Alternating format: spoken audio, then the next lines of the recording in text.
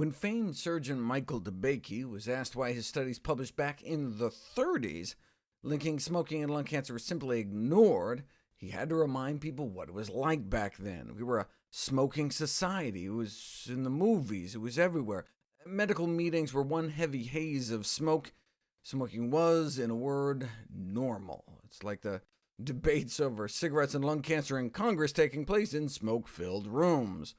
It makes me wonder what's served at the breakfast buffets at the Dietary Guidelines Committee meetings these days. I previously talked about a famous statistician by the name of Ronald Fisher who railed against what he called propaganda to convince the public that cigarette smoking was dangerous. Fisher made invaluable contributions to the fields of statistics, but his analysis of lung cancer smoking were flawed by an unwillingness to examine the entire body of data available. His smokescreen may have been because he was a paid consultant to the tobacco industry, but also because he was himself a smoker. Part of his resistance to seeing the association may have been rooted in his own fondness for smoking, which makes me wonder about some of the foods nutrition researchers may be fond of to this day.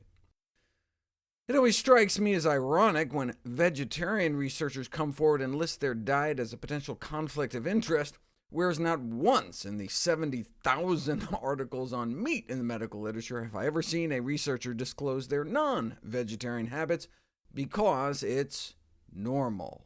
Just like smoking was normal. How could something that's so normal be bad for you? And it's not like you smoke one cigarette and fall over dead, right? Cancer takes decades to develop. Since at that time most physicians smoked themselves and could not observe any immediate deleterious effects, they were reluctant to accept even the possibility of such a relation, despite the mountain of evidence. It may have taken 25 years for the Surgeon General's report to come out, and longer still for mainstream medicine to get on board, but now there are no longer ads encouraging people to inhale to your heart's content. Now there are ads from the CDC fighting back.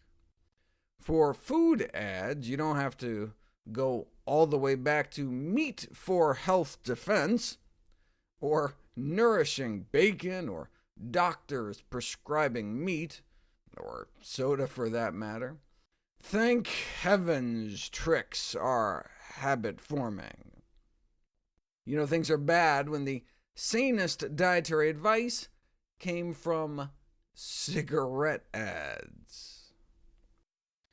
In modern times, you can see hot dogs certified by the American Heart Association, or sirloin tips for that matter.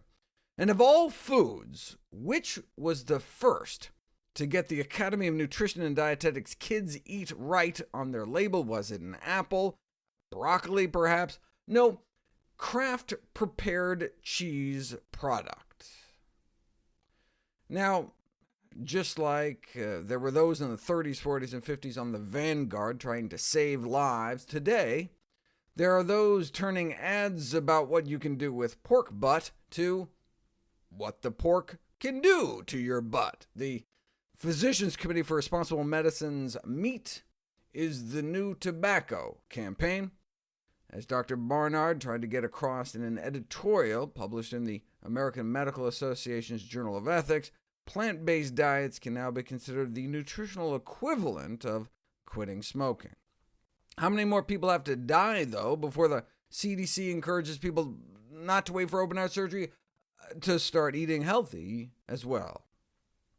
But just like we don't have to wait until our doctor stops smoking to quit ourselves, we don't have to wait until our doctor takes a nutrition class or cleans up their own diet before choosing to eat healthier. No longer do doctors hold a professional monopoly on health information. There's been a democratization of knowledge, and so until the system changes, we have to take personal responsibility for our own health, for our family's health. We can't wait until society catches up with the science again, because it's a matter of life and death.